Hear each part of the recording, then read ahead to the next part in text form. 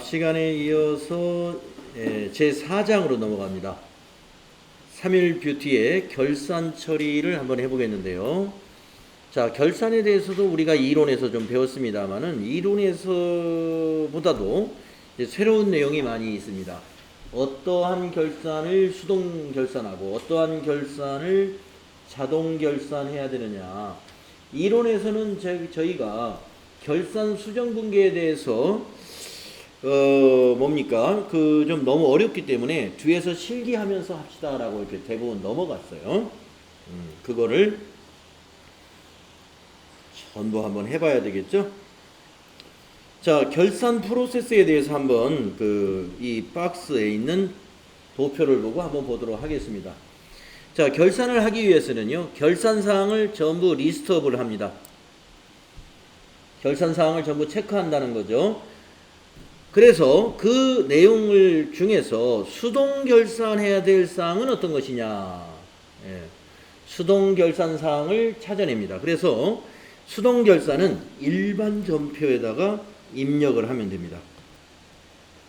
12월 31일자 일반 전표에. 그리고 수동 결산을 마치고 나서 자동 결산을 합니다.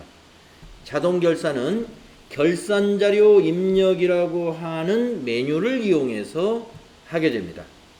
그래서 결산자료 입력은 우리가 분계를 자동으로 해주는 그런 양식이죠.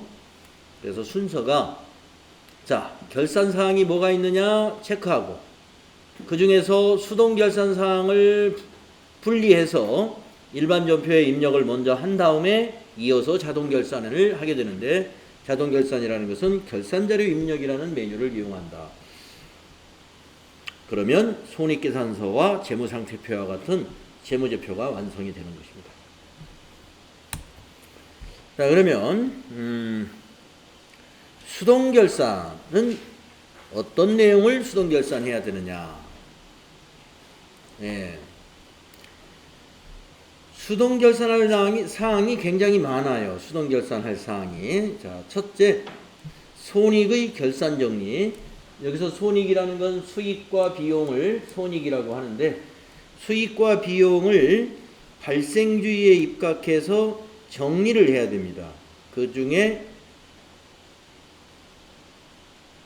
첫 번째, 수익의 발생.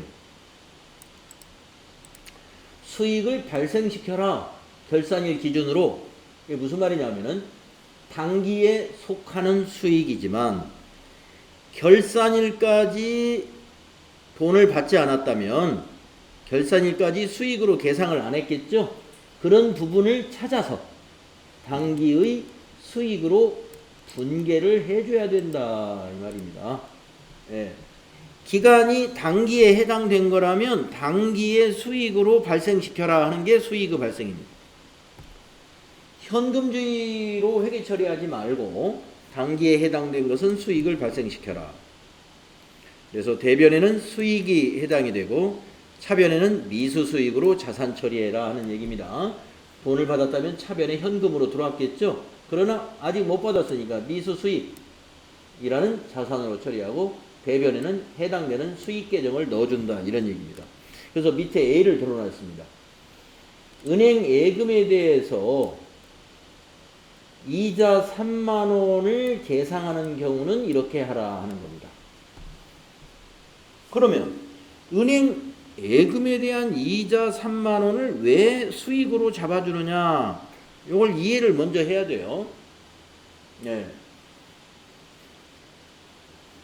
그러니까 이거는 무슨 얘기냐면 이 3만원은 단기의 수익이다 하는 얘기입니다. 예를 들어서 2천만원짜리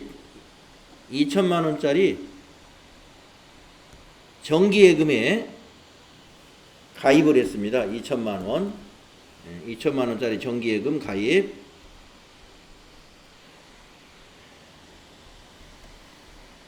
언제 가입했냐면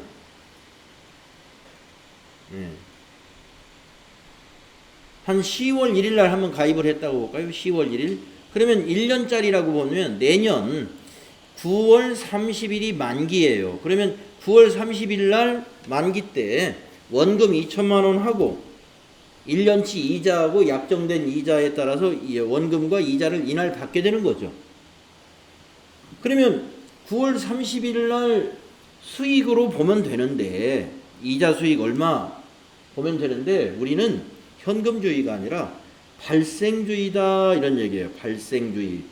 발생주의이기 때문에 기간이 어느 기간이 지났냐면 10월 1일 날 예금을 했으면 10월 1일부터 12월 31일 3개월은 기간이 지났어요. 그렇기 때문에 결산 시점에서 이 3개월치 이자를 계산해 보니까 3만 원이더라 이 말입니다. 여기서 3만 원을 그렇게 이해하시면 돼요. 그래서 대변에 이자 수익 3만 원 수익 발생시키고 돈은 아직 안 받았어요. 언제 받아요? 내년 9월 30일 날 받을 거예요, 이자. 그래서 미수수익. 미수수익도 자산이다. 아시겠죠? 그래서 이런 단기에 해당되는 수익인데 아직 수익으로 계상하지 않은 것을 전부 찾아가지고 이런 분계를 해주면 돼요. 다음에 두 번째, 비용도 마찬가지다. 비용도 단기에 해당되는 비용이면 전부 비용을 발생시켜라. 그 얘기입니다. 단기에 속하는 비용이지만 아직 계상을 하지 않았다. 비용으로 계상되지 않았다라고 하면 비용을 발생시킨다. 예를 들어볼까요? 사례가 나와 있습니다. 차입금에 대한 이자 비용 10만 원을 계상하다라고 했어요. 그러면 차입금에 대한 이자는 나중에 원금 상환할 때 이자까지 갚으면 되는데, 아까 예금의 경우하고 같아요. 그러니까 10월 1일 날 차입을 했다고 볼까요? 이번에도. 그러면 차입을 1년을 차입했어요. 2천만 원. 예, 10월 1일 날 은행에서 1년 후에 갚기로 하고, 그러면 나중에 원금 2천만 원을 9월 30일 날 내년 9월 30일에 갚을 때 원금과 정해진 이자를 갚을 거란 말이죠. 그러나 우리 회계에서는 뭐예요? 발생주의다 이겁니다. 그러니까 10, 11, 12, 3개월치 이자는 단기에 비용으로 발생시켜야 돼. 그게 만약에 10만 원이면 대변의 이자, 죄송합니다. 예. 비용 발생은 대변이 아니죠. 차변이죠. 여기 차변의 이자 비용 10만 원 비용 발생시키고, 이거 돈 준 거 아니기 때문에 미지급 비용 이렇게 부채로 기록을 하는 겁니다. 다음에 수익. 수익을 이연시킨다. 아까 1번은 뭐예요? 수익을 발생시켜라. 이건 뭐냐? 수익을 이연시켜라. 선수한 수익이 있다 이겁니다. 단기에 받은 수익 중에서 차기에 속하는 부분을 계산하여 차기로 이연시킨다 하는 거예요. 단기에 받은 수익 중에서 차기에 속하는 부분을 계산하여 차기로 이연시켜라. 그래서 차변에는 단기의 수익에서 차감되는 수익 계정 과목으로, 대변에는 선수 수익으로 이렇게 분계를 한다 이거. 수익을 이연하려면 수익을 차변에 기록해 줘야 되죠. 그래서 밑에 사례를 한번 보겠습니다. 밑에가 아니라 이제 다음 페이지죠. 161페이지 사례 보세요. 자, 단기에 이런 입금이 있었어요. 자, 임대료가 한 달에 10,000원인데 1년분이 120,000원입니다. 그래서 현금으로 미리 받았어요. 며칠 날 받았냐면 여기 날짜를 생략했는데 7월 1일 날 받았습니다. 7월 1일 날 1년분 임대료 120,000원을 받을 때 이렇게 회계 처리했어요. 차변에 현금 120,000원, 대변에 임대료 120,000원. 차변에 현금 120,000원이면 자산 증가, 대변에 임대료 120,000원 뭐예요? 수익 발생이죠. 그런데 7월 1일 날 받았으면 1년 치면 내년 6월 30일까지잖아요. 6개월 치는 차기 거예요. 그래서 6만 원은 어떻게 해요? 결산할 때 이렇게 고쳐줍니다. 임대료 6만 원. 수익을 어떻게 해주는 거예요? 취소시켜주는 거예요. 단기의 수익이 아니기 때문에 6만 원은 수익을 취소시키고 대변에 선수 수익해서 부채로 잡아주는 거예요.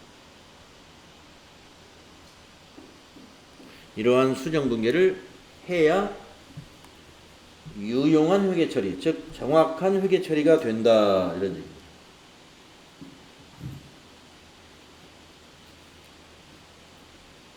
다음 비용의 이연. 수익도 이연하는 게 있듯이 비용도 이연할 수가 있다. 내년으로. 뭐냐? 보험료 같은 경우. 자, 이것도 7월 1일이라고 보겠습니다. 7월 1일 날 1년분 보험료 12만 원을 현금으로 지급할 때 회계 처리를 일단 7월 1일 날 이렇게 했어요. 차변의 보험료 12만 원 비용 발생, 대변의 현금 12만 원 자산 감소. 그런데 이 보험료는 내년 6월 말까지다 이겁니다. 내년 6월 말까지. 그러면 6개월치는 아직 기간이 안 지났단 말이에요. 그래서 결산할 때 보험료 6만 원 대변에 기록해 가지고 이것을 비용 취소를 시켜준다. 비용 취소. 그리고 돈은 받았기 때문에 돈은 지급했기 때문에 차변에 선급비용 자산으로 처리해줘. 자산 증가. 이러한 수정분계를 우리가 비용의 이연이라고 부릅니다. 비용의 이연.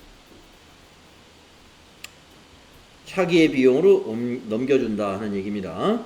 이와 같이 수익과 비용에 대한 결산정지 사항이 4가지 사항이 있습니다. 다음에 소모품과 소모품비를 정리해야 됩니다. 소모품과 소모품의 정리도 수동분계 사항이에요. 자, 사례를 보는 게 좋아요. 자, 이 회사는 소모품을 구입하고 현금을 10만 원을 지급했대요. 이 회사는 자산 처리한 회사예요. 자, 소모품이라는 건 사용하는 것이죠. 근데 자산으로 잡았네요. 10만 원 대변의 현금. 그런데 결산하는 날. 자, 요게 구입할 때는 요것도 한 7월 1일쯤 구입했다고 볼까요? 결산 12월 31일 날 결산했더니 창고에 가보니까 7만 원어치는 사용을 했지만 3만 원어치가 남아있어요. 그러면 지금은 자산으로 10만 원이 남아있다고 했잖아요. 지금. 그건 7만 원을 사용했으면 7만 원은 소모품에서 감소시켜야죠. 그래서 대변에 자산 감소 7만 원 소모품. 그것을 뭘로 해요? 비용 처리합니다. 소모품 비. 그래서 이게 비용 발생이요. 대변에는 자산 감소가 된다.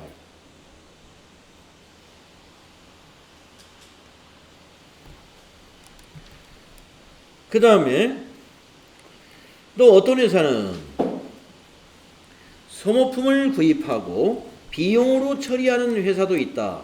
구입 시 비용 처리법. 자, 이 회사의 사례는 7월 1일 날 소모품 10만 원을 현금으로 구입하고 이렇게 회계 처리했다는 거예요. 7월 1일 날 차변의 비용 발생, 소모품비 10만 원, 대변의 현금 10만 원, 자산 감소 이렇게 회계 처리했다는 겁니다. 그 다음에 결산일이 되었습니다. 12월 31일. 자, 결산일이 되어서 소모품의 미사용액이 3만 원이다 라고 해요. 소모품의 미사용액이 3만 원이다. 그러면 전부 비용 처리했는데 3만 원은 자산으로 잡아야 되겠죠. 그래서 차변의 소모품은 자산이에요. 자산 증가. 대변의 소모품 비용 취소. 이렇게 회계 처리해야 수정 분계를 해야 된다. 이거. 소모품에 관한 정리 분계는 이게 2가지가 있을 수 있습니다. 자산 처리법, 비용 처리법. 그 다음에 이제 단기 매매증권이 만약에 회사가 투자를 목적으로 단기 매매증권을 보유하고 있어요. 그러면 결산할 때 어떻게 해야 돼요? 공정가치로 이걸 평가해야 되죠. 예. 그래서 자, 기말 결산 시 공정가치로 평가를 하는 건데 이게 무슨 동그라미 1번은 뭐냐? 공정가치가 더 크다. 가격이 올랐다는 뜻이죠. 그럴 때는 어떻게 분계를 할까요? 자, 단기 매매증권의 장부 금액은 10만 원이며 기말 공정가치는 12,000원이다 라고 했네요. 그러면 2,000원의 가격이 올랐으니까 차변에 자산 증가시켜야죠. 단기 매매증권 2,000원 자산 증가. 대변은요. 이익이 발생한 거죠. 그것을 우리가 단기 매매증권 평가이익이라고 기록한다. 이론 때 배웠죠. 이런 거. 반대의 경우도 있을 수 있습니다. 가격이 하락했다. 예, 장부 금액이 크다는 건 가격이 하락했다는 거예요. 사례 볼까요? 단기 매매증권의 장부 금액은 10,000원이며 기말 공정가치가 8,000원이다.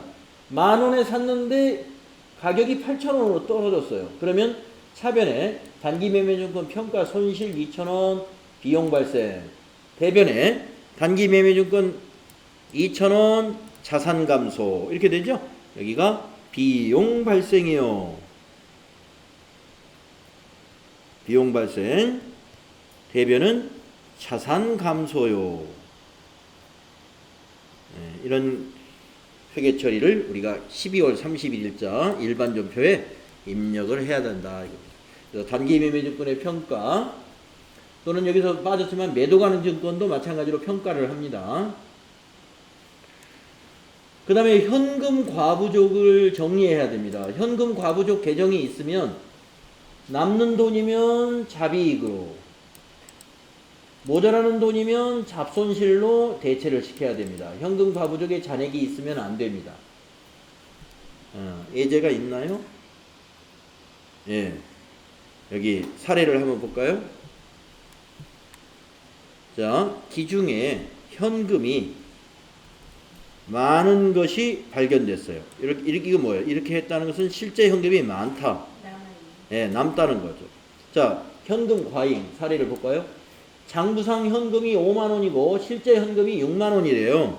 그러면 이날이 언제냐? 7월 1일이었다고 이것도 볼까요? 7월 1일날 이게 발견됐어요. 그러면 10,000원이 돈이 더 많으니까 10,000원을 일단 장부로 입금을 잡아야죠. 그래서 차변에 현금 10,000원 해서 자산 증가를 시키고, 무슨 돈인지 모르니까 대변에 현금 과부족 10,000원 이렇게 임시 계정을 사용을 합니다. 그랬다가 결산이 돌아옵니다. 결산 때는 현금 과부족을 없애줘야 돼요. 결산 때까지 밝혀지지 않았대요. 10,000원의 원인이. 그러면 현금 과부족은 차변에 기록해가지고 현금 과부족의 잔액을 제로로 만들어줍니다. 그리고 대변을 잡이익으로 처리하면 돼요. 남은 돈이 잡이익. 이게 수익 발생이죠. 대변의 잡이익. 그 다음에 그 밑에 사례는 반대의 경우입니다. 현금 잔액, 장부상 잔액이 더 크다는 것은 실제 현금이 부족하다 이 말이에요.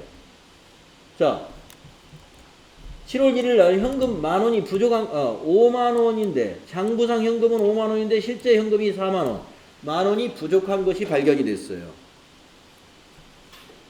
그러면 10,000원이 부족하면 어떻게 해야 돼요? 대변에 현금 10,000원 이렇게 현금을 줄여주고, 차변에 현금 과부족 무슨 비용이 나갔는지 모르니까 현금 과부족으로 잡아줍니다.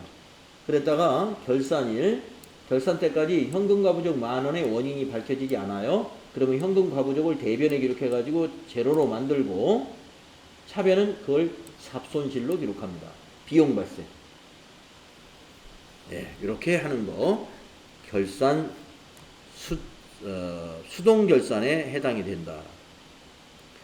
그런데 또 결산 당일날 현금 불일치하면 그럼 어떻게 하느냐? 결산 당일날 현금 불일치는 즉시 잡이익 잡손실 처리하면 돼요. 즉시. 현금 과부족을 만들면 안 돼요. 자, 사례를 볼까요? 현금 과잉. 결산 당일 장부는 50,000원이고 실제 현금은 80,000원이다. 30,000원이 더 많아요? 바로 대변의 잡이익. 차변의 현금 이렇게 잡으면 됩니다. 결산 당일에는. 반대로 결산 당일날 장부상 현금은 50,000원인데 실제 현금이 30,000원 밖에 안 돼요. 20,000원이 부족하죠. 바로 차변에 잡손실 20,000원 비용 발생시키고 대변에 현금 20,000원 줄여주면 돼요. 그래서 결산 당일날 현금이 불이체할 때는 현금 과부족 개념을 만들지 말고 바로 남는 돈은 잡이, 모자라는 현금은 잡손실로 처리해버리면 된다. 네. 수동분계사항은 이런 것들입니다 하는 겁니다. 또 다섯 번째, 인출금 계정의 정리. 자, 개인기업은 인출금이 뭐예요?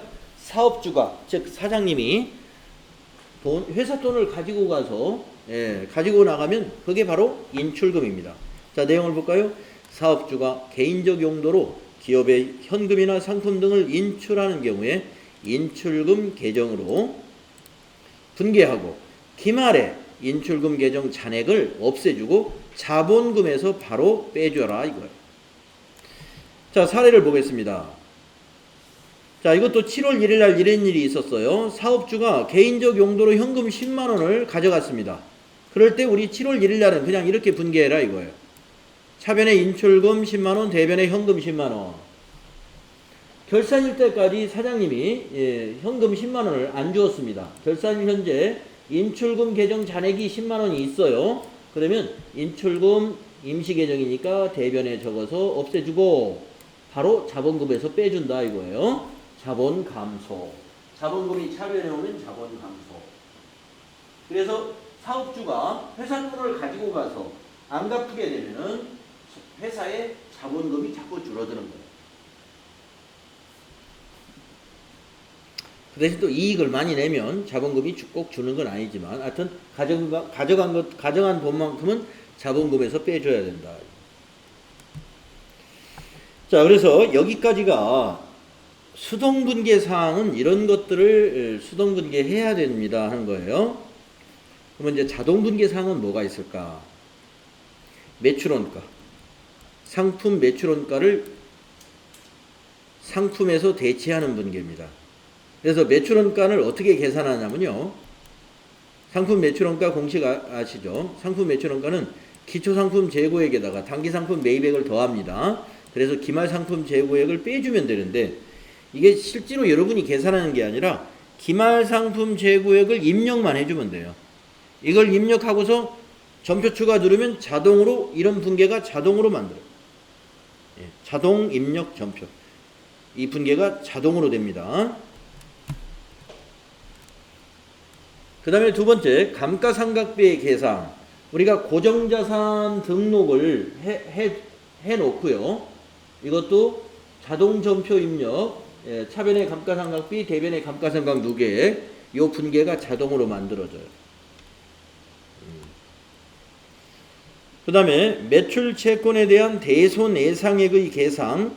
그래서 이것도 대손해상액을 계산해 가지고요. 우리가 추가 설정해야 될 금액을 입력하고서 점표 추가 누르면 이 분계가 자동으로 만들어집니다. 차변의 대손상각비, 대변의 대손충당금. 우리가 매출채권에서 이거 분계는 공부했었죠. 이것을 자동으로 해주는 거예요. 네. 그래서 자동분계사항, 수동분계보다 훨씬 종류가 작죠. 자, 그러면 수행 내용, 이제 실습할 문제가 나와 있습니다. 하나, 아이고, 수행 내용도, 수행 내용이 2개밖에 없네. 수행 내용이 너무 작아요. 뒤에서 또 다른 회사로 한번 연습해 보기로 하고요. 자, 다음 자료를 이용하여 3일 뷰티의 결산을 수행하시오. 시험에서는 이게 2문제만 나와요. 시험에서는. 근데 실무적으로는 이게 2개일 리가 없죠. 엄청 많습니다. 자, 첫 번째 거 수동분계 문제 하나 나왔는데 5월 1일 날 화재 보험료는 차기분 미경과 보험료가 포함되어 있답니다. 월알로 계산해서 결산 분계를 수행하라. 점표 입력을 해라 하는 겁니다. 자, 우리 우선 점표 입력을 하는 게 결산 분계 하는 건데 우선 손으로 한번 써보기 위해서 5월 1일 날 보험료를 어떻게 지급했는지 보고 여기다 분계를 써보고 그 다음에 점표 입력도 해보겠습니다. 자, 여러분 5월 1일 날 점표 조회 한번 해봅시다. 일반 점표에 가서 여기다 5월 1일을 한번 입력해 보세요.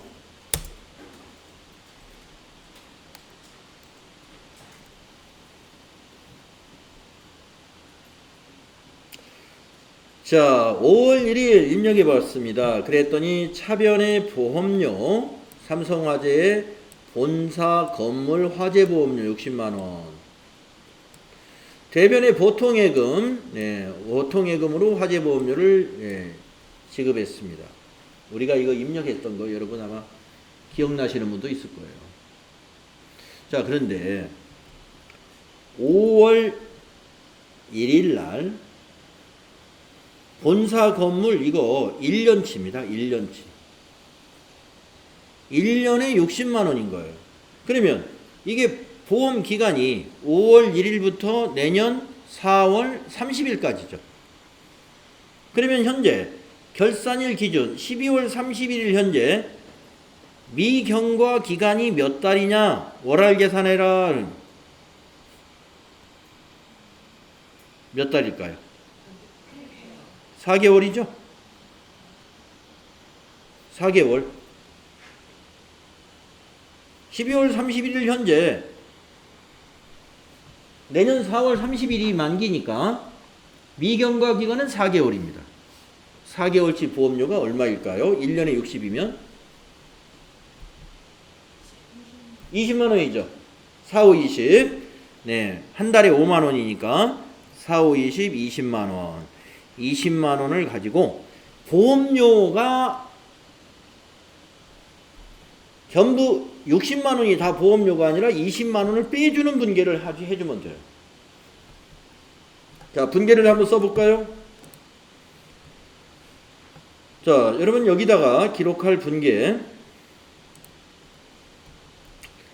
여기에 기록할 분계 한번 써보겠습니다. 20만 원이라고 계산을 했으니까 12월 31일 날 차변에 선급 비용 20만 원, 보험료를 차기 거는 선급 비용이라는 걸로 자산 처리하고, 대변의 보험료 20만 원, 이런 분계를 해주라는 거예요. 그래서 차변의 선급 비용은 자산 증가를 시키는 거고요. 대변의 보험료는 비용 취소에 해당이 됩니다.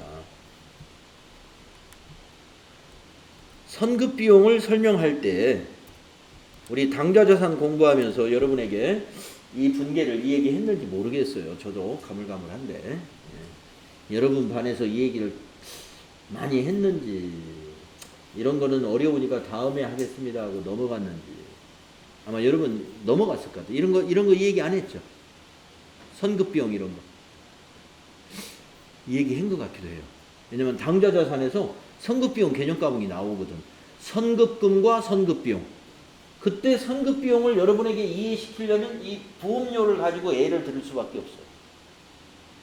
그래서 이 얘기를 했을 겁니다. 그래서 그거를 이제 우리가 지금 문제로 나온 거예요. 이걸 한번 해봐라. 자, 그러면 전표 입력합시다. 자, 12월 31일로 날짜 바꾸세요. 12월 31일. 날짜를 12월 31일로 바꿔주시고요. 자, 9분 3번 차변 선급비용 133번이네요. 선급비용이. 자, 선급비용의 거래처는 삼성화재, 아까 5월 1일 전표 보니까 여기다 삼성화재 이렇게 써주면 돼요. 자, 적용 코드에 미경과 보험료 1번, 미경과 보험료 1번, 금액은 20만원. 그 다음에 줄 바꾸시고 두 번째는 대변 4번, 대변에 보험료 800번대 거 821번 코드.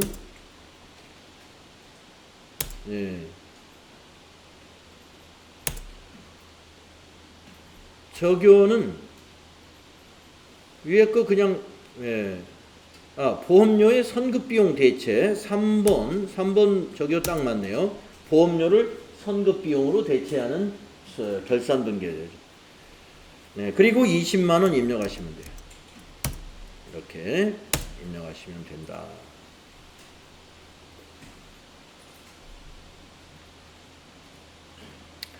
이런 식으로 수동결산사항은, 여기서 중요한 것이 수동결산사항은 12월 31일자 일반전표에다 이렇게 한 건 한 건씩 입력을 해주는 것으로 결산 수정분기를 하면 되겠습니다.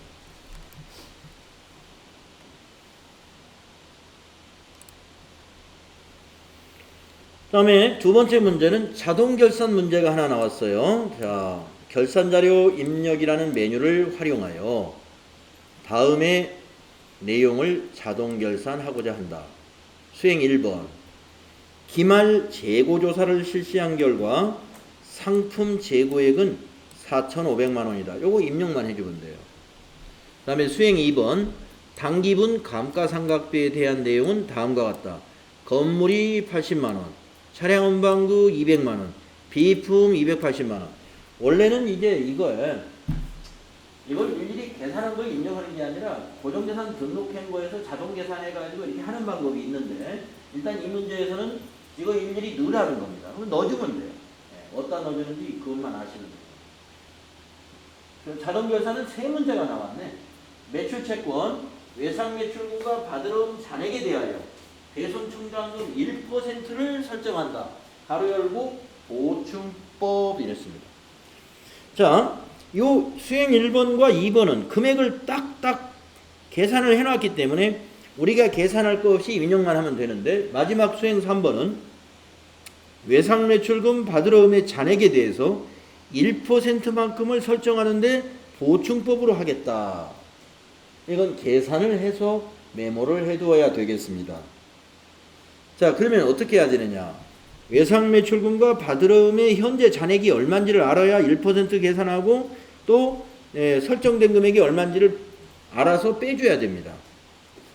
자, 그러면 합계잔액시산표를 12월 31일자로 조회하면 되겠습니다. 전체 메뉴 가셔가지고 합계 잔액시산표 열어보세요. 결산일 수정분기니까 12월 31일 날짜로 조회해봅니다. 자, 매출채권 외상매출금의 잔액이 여기고 받으러움의 잔액이 이 금액입니다. 자, 1%를 일단 계산을 해볼게요. 자, 외상매출금 잔액이 1억 3,800만 원이에요. 그러면 1억 3,800만 원의 1%다. 곱하기 1% 하면은 138만 원입니다. 자, 보충법이라는 건 뭐냐? 1%가 138만 원인데 지금 외상매출금 밑에 대손충당금의 잔액이 50만 원이 이미 아직 잔액이 남아있죠. 그러면 올해 설정하는 것은 이거를 다 설정하지 말고 여기 남아있는 50만 원을 빼줘라 이겁니다. 뺀 것만 설정해라. 그래서 빼줍니다. 138만 원 빼기 50만 원. 계산기로 두들겨 보세요. 예. 그러면 얼마가 나오느냐? 88만 원 나오죠. 예. 그래서 외상매출금 밑에다가 88만 원 이렇게 메모를 해둬야 돼요. 88만 원이다 라고 여러분 책에다가 메모를 딱 해줍니다. 예. 저는 책이 지금 멀리 있으니까 여기다가 메모를 외상매출금 자리에다가 보충법이니까 88만 원만 한다. 자, 이제 받으러움을 확인해 보겠습니다. 자, 받으러움의 잔액은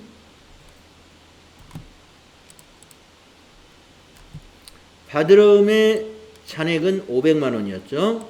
1%는 동그라미 2개 지우면 되니까 5만 원이 됩니다. 50000. 5만 원이 1%예요. 그런데 받으러움의 대손충당금은 있습니까? 없습니까? 받으러움의 대손충당금 없죠? 있으면 바로 밑에 있어야 되잖아요. 여기 외상매출금 바로 밑에 있듯이 차감계정은 바로 밑에 있는 거예요. 없어요. 그러니까 이거는 5만 원을 모두 메모해 둬야 됩니다. 받으러움 잔액 500만 원의 1%는 5만 원이에요. 5만 원을 모두 메모해 줍니다. 받으러움은 5만 원이다. 이렇게 시험지에다가 여러분 메모해 두는 거예요.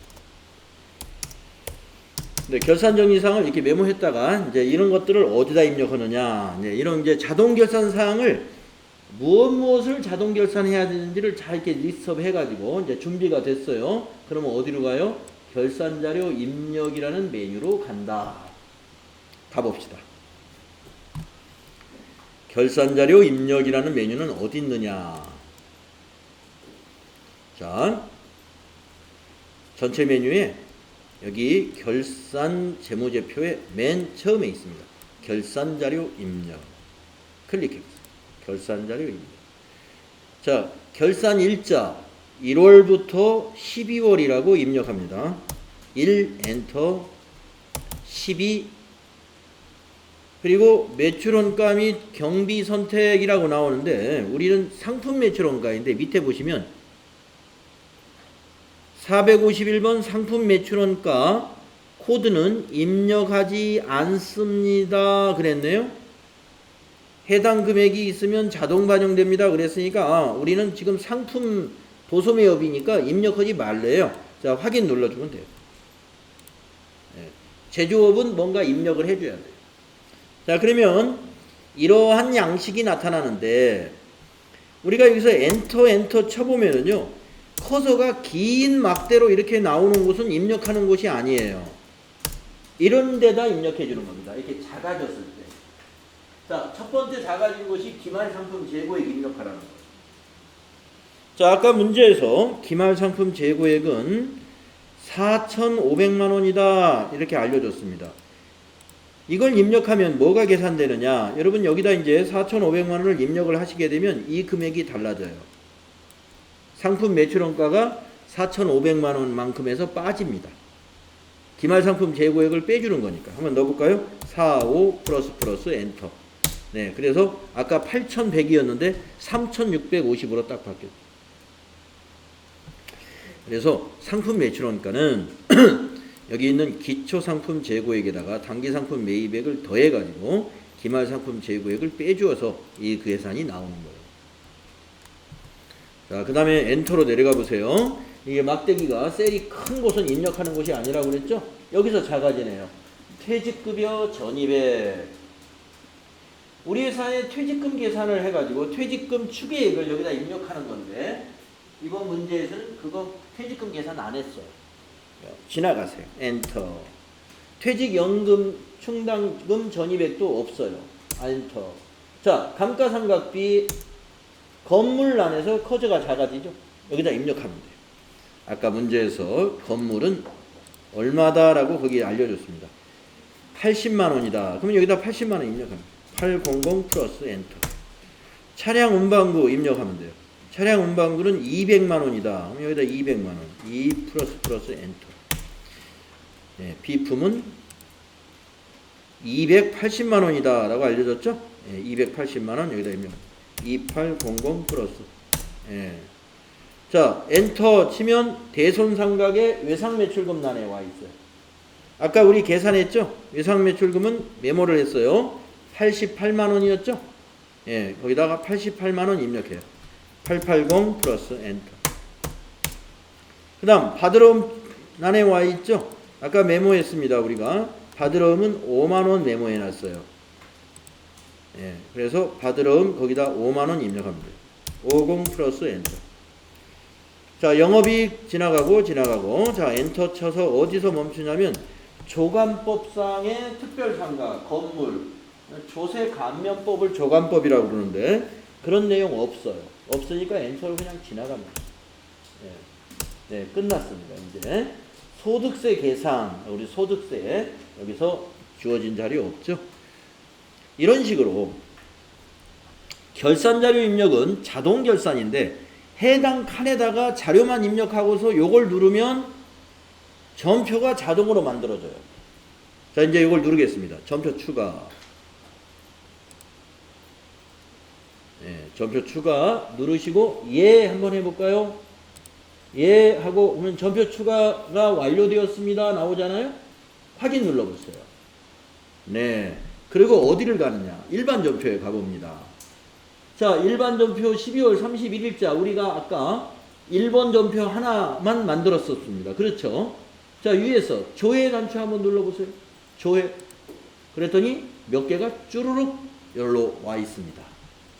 자, 뭐라고 와 있느냐? 2번 전표 결차 결대 차변의 상품 매출원가 3,650만원, 대변의 상품 적용은 상품 매출원가 대체.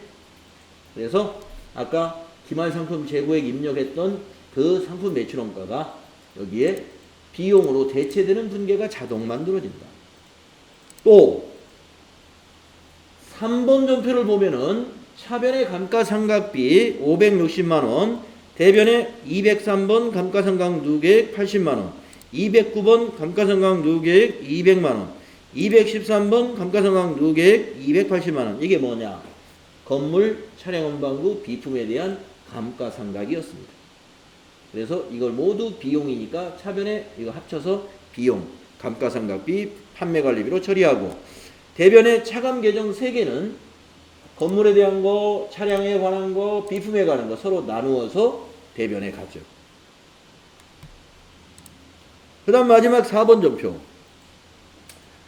차변의 대손상각비 모두 비용 발생 93만원, 대변은 109번은 외상매출금에 대한 대손충당금 88만원, 111번은 바드럼에 대한 대손충당금 5만원.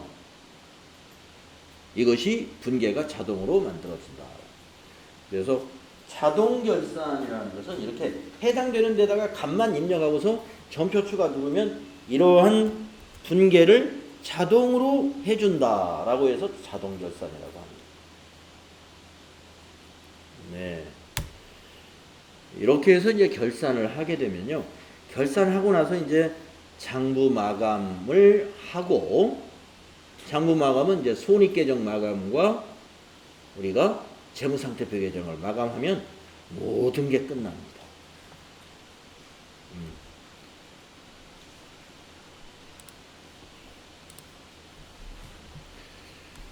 우리 교재의 수행 결과가 지금 우리가 했던 거, 한번 보면은 뭐 여기 1월부터 4월까지의 보험료를 계산하기 위해서 60만원 곱하기 12분의 4 하면 20만원 나온다. 그 20만원을 차변의 선급비용 자산 처리하고 대변의 보험료 비용 취소한다. 이거 기억나실 거고, 이거 우리 수동분기에서 했죠. 그 다음 페이지로 넘어가 보시면 결산자료 입력에서는 이 화면 나오면 그냥 확인 눌렀고, 기말 상품 재고액 우리가 4,500만원을 입력하게 되면은 당기 상품 매출원가 3,650만원이 자동 계산된다. 어떻게 계산된다? 기초에다가 당기 상품 매입액을 더해서 방금 입력한 기말 상품 재고액 4,500을 빼면 이 3,650만원이 나오더라 이겁니다. 그 다음에 수행 2번에 감가상각비 란에다가 감가상각비를 건물, 차량 운반구, 비품으로 나누어서 입력했죠. 그 다음에 수행 3번은 대손상각비 란에 우리가 외상매출금과 바드러움으로 구분해서 입력했었죠. 우리가 대손상각비를 계산할 때는 합계잔액시산표를 조회해가지고 외상매출금 잔액, 이것의 잔액에서, 이 잔액에서 1%를 계산해가지고 여기 50만원 기설정된 대손충당금을 빼줍니다. 바드럼은 뺄 것이 없었죠. 그래서 500만원에 1% 5만원을 다 입력했고, 외상매출금은 빼가지고 얼마를 80 얼마인가를 입력했죠. 88만원. 바드럼은 5만원을 계산했죠. 그렇게 계산해가지고 여기에 해당되는 데다가 이렇게, 여기는 기말상품 재고액 4,500, 여기에 건물은 이거 차량 운반구 200, 비품 280, 외상매출금에 88만원, 바드럼에 5만원, 이렇게 입력하고 나서 요거 눌렀죠? 점표 추가. 누르면 일반 점표에 이렇게 와르르르르 이렇게 와 있다 이겁니다. 지금 방금 우리가 이걸 보고 온 거예요.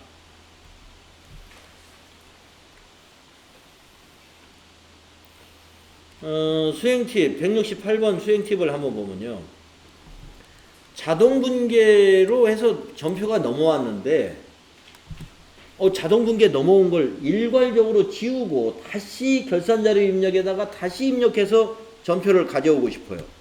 그럴 때는 일괄적으로 지우는 방법이 있는데 12월 31일자 화면에서 Shift를 누른 상태에서 F5, 즉 Shift F5를 눌러라 이겁니다. 누르면 이 화면이 나와요. 여기에서 삭제 눌러주면 자동 분계 넘어왔던 거 10건이든 50건이든 넘어온 게 한꺼번에 다 지워진다.